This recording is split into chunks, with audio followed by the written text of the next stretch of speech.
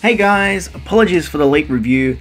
This and my Pirates review were a little delayed. During the week I work on film crews here in Vancouver, so sometimes that means some videos can be delayed and myself getting to films can kind of get jumbled around as I work with film crews around here in Vancouver. So I do apologize for the late review, but anyway, regardless, here we go. Baywatch is the modern-day film reboot of the guilty pleasure TV series from the 90s, directed by Seth Gordon of Horrible Bosses fame, and stars Dwayne Johnson as Mitch Buchanan and Zac Efron as Matt Brody, and is an attempt to bring the look and feel of the 21-22 Jump Street reboot films to Baywatch, and it doesn't really land quite in the way that those films were able to adapt the 21 Jump Street TV series to a film format. You can tell right from the get-go that the look and feel of 21 Jump Street is all throughout the film, even straight down to the plot about a shady drug deal that needs to be investigated by the main characters. But this is a film that knows it's dumb, but in its attempt to be 21 Jump Street, it forgets to be clever, where 21 Jump Street and 22 Jump Street in particular knew very much what they were very self-referential and included a lot of meta humor, but the meta humor here isn't as cleverly constructed and doesn't deliver quite on the same level as those films. But this is a film that introduces us to the world of Baywatch by having Dwayne Johnson burst out of the ocean with the Baywatch logo behind him, so you know from the get-go what kind of film you're getting. But there are definitely things to like. I mean, The Rock and Zac Efron are great in the film. Their chemistry is great. Dwayne Johnson is as lovable as he's ever been. He's just, you can't dislike the guy. He's just so likable. And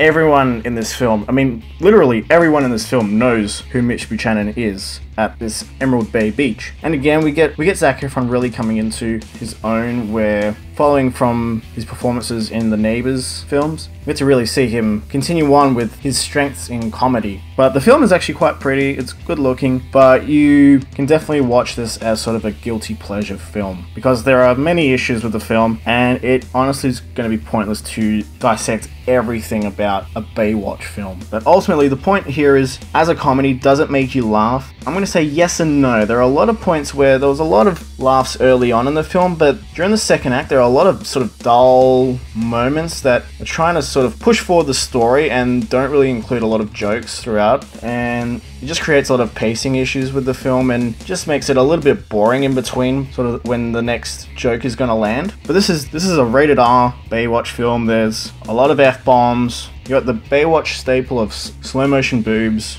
but in its attempt to be sort of sexy like the original show was, there isn't actually any sex in this whatsoever, and there's actually more dead guy dick in this film than any sort of living, breathing genitalia, which I find really odd because that's the bit that 21 Jump Street got right. John Bass, who plays Ronnie in the film, is the obvious overweight comic relief in the film, and they play his character to death. He's throughout it. They make as many jokes as they can about his character whenever they get the chance, but this kind of comes at the cost of the other lifeguards, like CJ and Stephanie. They don't really get much to do in the film. They're just the eye candy that they basically were in the television series, but they get forgotten about for most of the second act. And this includes Alexandra Daddario's character, who usually, as an actress, Alexandra's someone who I've really enjoyed in the past, but here she really just doesn't get a whole lot to do. There's not really much to her character. I think it mainly has to do with the writing and the direction of her character, as her character is really just a whole bunch of glances and stares and dick jokes. But again, in a movie like Baywatch, it's like, well, what do you kind of expect? This is what you're kind of going to get, I suppose.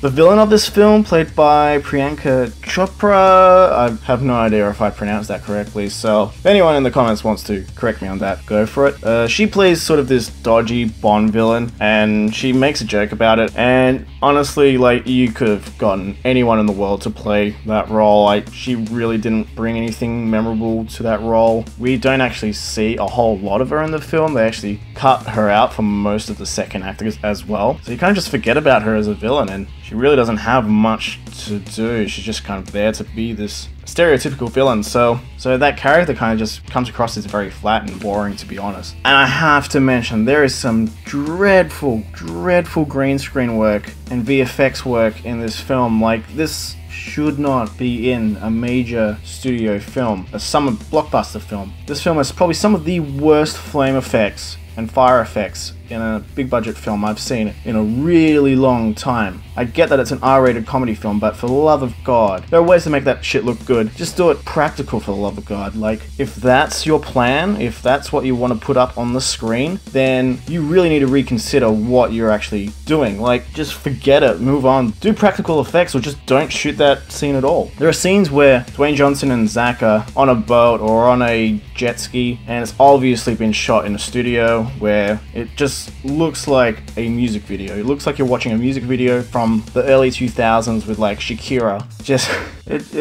It just looks so cringy. I mean, when you've got two good-looking stars in a good-looking setting, why not just use that to your advantage? Why ruin the rest of the film with those moments? And even with the action scenes in this film, they're really quickly cut together and chopped up. I mean, I just would have much preferred to have seen a lot more done in camera rather than trying to cut action scenes around Dwayne Johnson, one of the greatest wrestlers from his time, and someone who can absolutely pull off these types of stunts and action scenes. Why not just capture it in camera and show us what he can do? But no, we always have to keep cutting away and cutting back and forth. What is the point of doing that? There are also some cameos in this film from the original Baywatch, so it kind of begs the question of whether this is actually a reboot or a sequel, but I imagine if this film makes enough money and a sequel to the film is made, we'll probably get some answers whether it actually is connected to the television series or not. But ultimately, this just feels like a lesser 21 Jump Street clone. Again, Dwayne Johnson is ever lovable in this film. Zac Efron is enjoyable too. I'd love to see him continue into more comedic roles. I think he's really found one of his strengths there. But ultimately, your enjoyment on this film is probably going to depend on whether you love the television series from the 90s and if you have any interest in Baywatch whatsoever. So my score for Baywatch is going to be 5.5 out of 10.